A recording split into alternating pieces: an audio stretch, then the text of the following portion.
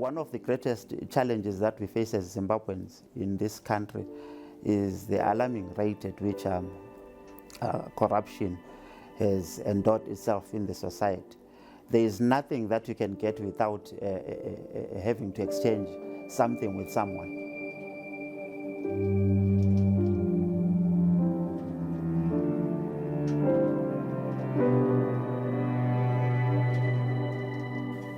Corruption in Zimbabwe dates as far back as the 1980s, when the country got its independence. There are a number of scandals on record from the previous regime, led by former President Robert Gabriel Mugabe, to the new dispensation, led by President Emmerson Dambudzo Mnangagwa. On assuming presidency in 2017, President Mnangagwa declared zero tolerance to corruption. However, corruption is on the rise, with the Transparency International Corruption Perceptions Index recording a drop from 24 over 100 in 2020 to 23 over 100 in 2021. Perceptions matter significantly in shaping and understanding the discourse on anti-corruption. Transparency International uses perception as one of the measures of corruption because, by its nature, corruption comprises illegal activities which are deliberately hidden and only come to light through scandals, investigations, or prosecutions. The most recent scandals being the Priska Mfumira and Obadiah Moyo scandals. It is worrying that corruption undermines the achievement of sustainable development and the enjoyment of human rights, with the majority of the lower social strata suffering. This documentary explores the dynamics of public sector corruption in Zimbabwe. We speak to those affected by corruption to get a better understanding of the situation on the ground, whilst also presenting the perspectives of various stakeholders in the anti-corruption chain on strategies to mitigate against this scourge. It has become a part of our culture. For us to access a service, we need to part with something, and this is a worrying trend, which ultimately grows bigger or develops into a form of a cancer in the society. Now, what happens to people that have nothing to exchange for a certain service? It leads to elements of sextortion, where someone now looks at themselves and say, since I don't have economic resources, since I don't have valuable resources that I can trade, in order for me to access a certain service, they end up selling themselves. More often, citizens either offer or are requested to pay bribes at the point of accessing public services. Corruption is rampant in almost all government departments and sectors of the economy, including health, education, local authorities, and law enforcement agencies. This is what citizens had to say. Babehamba bevala amanzi abafana be-city council, omunye wasebuya wathi nxa ungafuni ukuvalela amanzi nginika imali. Ngathi hayi angila mali, wathi nxa kunjalo ngizavala amanzi and njalo uzakuyabhadala imali eningi revenue. Ngamncenga kakhulu, wathi hayi ngangcono sibili ngiphe kumbe i-10 years. Ngayidinga mina isikweleti sami esamanzi sasi-180. ngayidinga i-10 years wakasavalanga amanzi ngakini. Cultural factors are key in the debate about gender and corruption. In this regard, additional factors affecting women include patriarchy, culture, and social exclusion. Women's gendered roles and the intersection of class, gender, and disability exacerbate the problem. Indakanobhadharo mari paclinic yematernity kuti munhu achida kunyoresa. Saka vanoti kana munhu achida kunyoresa ukauya direct kwanofanira kuuya nako chaiko unogona kutadza kupinda. Because munhu ari kurarira paclinic ipapo havasi kukwanisa kupinda kuti vanyorese. Nhamba inenge iri panze nenhamba inenge yaunozoona iri mukati zvinenge zvakatosiyana. Vanogona kuti pazuva vari kutora vanhu 30, but vanhu 30 vanokwanira mukati. Panze panogona kutorwa vanhu 10 chete, zvichireva kuti 20 vanenge vagara vari mukati. Saka takatomhenda madhays tichiedza kuti vanyorese but zvakazonetsa. But azobvunza bvazvanzi munotouya mobhadhara mukati kune masista anenge ari mukati. Ukabhadhara mukati then panozoverengwa namba painongoverengerwa mukati. Saka takatozonobhadhara mukati mari yakanga iri kuna sista isinei nekunyoresa nekudhindisa kadhi rematernity riya, kungonovapa mari iwo. Then kana wava mukati momwe uchazonobhadhara yekudhindisa kadhi rekumaternity. Saka takabhadhara $25 yekupa sister, but azobhadhara $25 yekudhindisa kadhi kumaternity. Women are predominantly occupied by gender roles which classify them as caregivers to the sick and children. Specifically, women take responsibilities to do with enrollment of their children in schools, their welfare, and academic performances. This makes women more vulnerable to corruption. Inini kuchikoro kunodzidza mwana wangu kuprimary ndakasangana nedambudziko rekubhadhariswa mari dzema-extra lessons. Pamwe pachona mwana aitoti akaenda kuchikoro kana asiri kubhadhara mari dzema-extra lessons anonzitarisa kubhodhi rekumashure, vamwe vana vachidzidza iye anenge asingadzidze. Mari dzavanenge vachitichaja dzinenge dzakawandisa nekuti ininiwo semubereki handitambire US dollar rinenge chidiwa naticha. Dzimwe nguva vanogona kuti $2 per week kana kuti mumwe musi vanogona kungokuchaja eka 1 kuti pamwedzi ndiri kuda $8. Saka unofanira kuibhadhara ka 1 kuti mwana wako adzidze. Kana usina kubhadhara mari iyoyo zvinenge zvakutoreva kuti mwana wako haachadzidza. Even ndakabhadhara school fees inodiwa pachikoro ipapo. It is disheartening that some of the government departments mandated to combat corruption are equally involved in perpetrating the same. The Zimbabwe Republic Police is not an exception, with the majority of corruption cases recorded from traffic police. By accepting bribes, the police endanger lives of the commuting public, leading to increased accidents and sometimes deaths. Imoteta mapepa airaiti yonke into yairaiti sebeswera ukuthi bengathola njani imali babe bethi we are mixing goods with people, so babe besimisela khona eceleni. Sithe silokhu esimeceleni sathi then what should we do? Kwabuyo yi-1 abanye basuka bahamba kwasala 1. That 1 wabelokhu ethi siyakhuluma phela ambuya. Siyakhuluma njani wathi siyakhuluma phela ambuya lihambe than ukuthi libhalelwe iticket. Then sambuza ukuthi sikhuluma ngani wathi noma kuyi5 ku-right. Then samnika $5. We moved on. Transparency International defines corruption as the abuse of entrusted power for private gain. This is rampant across government departments.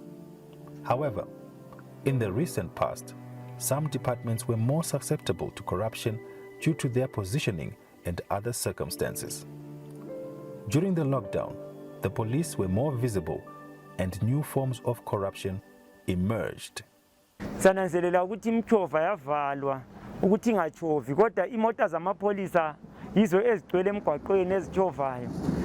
Thina nxa sisiya emakhaya njengabantu abahlala emakhaya siyananzelela ukuthi imota ama-granvia lamchova yamapolisa iyachova ngesikhathi khona kuthiwa imchova kayichovi kodwa siyayibona igcwele emgwaqweni iyachova. Citizens are worried that corruption has been institutionalized in some government departments, such as the Vehicle Inspection Department, commonly referred to as the VID. It has become common knowledge that without paying a bribe, it is difficult to get a driver's license. Is it deliberate that the government, through its various agencies, is not doing anything about it? Inini mushure mekunge ndaenda kuma driving schools uko ndichinobvunza kuti zvakamira sei, munotibatsira sei. Then ndo pandakapiwa tsanangudzo dzekuti per lesson toda $6. It takes about 7 to 8 malicense. After that, kuti zvinhu zvako zvifambe kumberi ukwe unofanira kunge wabvisa about 120 US. Section 264 of the Constitution of Zimbabwe of 2013 provides for the devolution of government powers and responsibilities in order to enhance efficient and effective delivery of public services. However, the communities are yet to enjoy the dividends from the provision of Chapter 14 of the Constitution. Instead, the government has only devolved resources without adequate systems, leading to corruption within local authorities in both urban and rural areas. This has undermined the ability of citizens to access public services, including housing, health, education, and water and sanitation. In Epworth, we have been noticing in my community a lot of corruption happening. It's not going down, but it's been going up because we see people losing stands by corrupt land barons and corrupt council officials. And also we have people going to the clinics wanting to get birth records. They have to pay bribe in order for them to get a document which is supposed to be free. Well, in terms of corruption in Zimbabwe, we are failing to tackle it at multiple levels, and the causes are also coming from different directions. The first cause is institutional. The fact that from an institutional standpoint of view, we do not have institutional capacities that are necessary to tackle corruption. That begins with the state itself, that is your judiciary, your executive, your legislature, and down going to the Zimbabwe Anti-Corruption Commission, the police. Zimbabwe is a signatory to the United Nations Convention Against Corruption, African Convention on Preventing and Combating Corruption, and the SADC Protocol Against Corruption. Chapter 13 of the Constitution mandates the Zimbabwe Anti-Corruption Commission and the National Prosecuting Authority to combat corruption in Zimbabwe. These institutions are central in the fight against corruption, and their independence is crucial in realizing the successes from the national efforts. Together with the oversight institutions, including Parliament and the Auditor General's Office and other anti-corruption institutions, the Zimbabwe Anti-Corruption Commission is championing the National Anti-Corruption Strategy, which was launched by President Mnangagwa on 11 July 2020. However, the question is, are we adequately equipped as a country to fight this scourge? We have initiated roundtable dialogues with the key institutions in government and local authorities. Key institutions in regard to transparency, in regard to financial discipline in the public sector, and these are auditors, these are financial directors, these are permanent secretaries. So we have talked to those levels of civil servants in order to impress on them the importance of adhering and responding to the Auditor General's recommendations. On the question of why people continue to commit crimes and general things that are mentioned in the Auditor General's report, there is really no one answer that fixes everything. It's just that there are people who have criminal tendencies. In spite of the fact that they are aware that these shenanigans are captured, the people, some of them are arrested and prosecuted, but they still go ahead and do those same crimes that other people have been arrested for. It's just unfortunate. It's probably just human nature, but for one to, you cannot actually put an answer to it and say this is because of 1, 2, 3. We are also working on the EGP, where we are trying to remove a lot of human involvement. And in this particular instance, we are looking at the end-to-end EGP, which is electronic government procurement, which will then give bidders and public procuring entities an opportunity to participate using virtual platforms. So these are some of the developments which we are implementing as a regulator. Yeah, it's very important to understand the role that Parliament plays in arresting corruption. First of all, our roles are three. We make the laws, that's to legislate. We have oversight over the executive and presentation, representation of the policies that government has. And in so doing, in making the laws, we want to make sure that the law is working.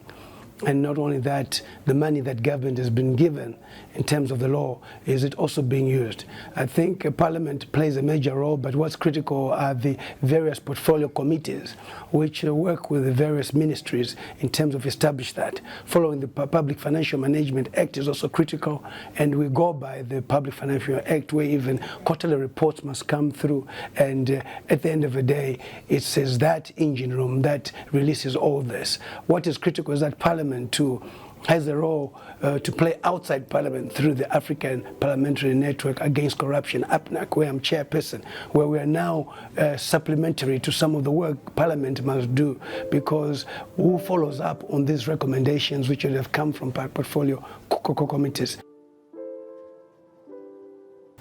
Zimbabwe has signed various conventions, international conventions and regional conventions towards the fight against corruption. Equally, Zimbabwe has developed the National Anti-Corruption Strategy, which becomes a national document which brings on together stakeholders in the fight against corruption. Unfortunately, despite all these efforts, Zimbabwe has not fared very well in terms of the governance indicators such as the Corruption Perception Index. So it's evident that there is more action that needs to be done in terms of fighting the scourge of corruption. Firstly, there's a need for inter-government agency action towards the fight against corruption. That is Zimbabwe Anti-Corruption Commission, NPA, National Prosecuting Authority, PRAS, police, etc. They all need to collaborate and fight against corruption. The second part, there's a need for us to strengthen these institutions to be adequately resourced through the finance and also through human resource, get the requisite skills to effectively respond to corruption in Zimbabwe. And as an institution, we believe that the fight against corruption should not be left to one institution, but all the actors, all the stakeholders, including citizens, they have a role to play in the fight against corruption.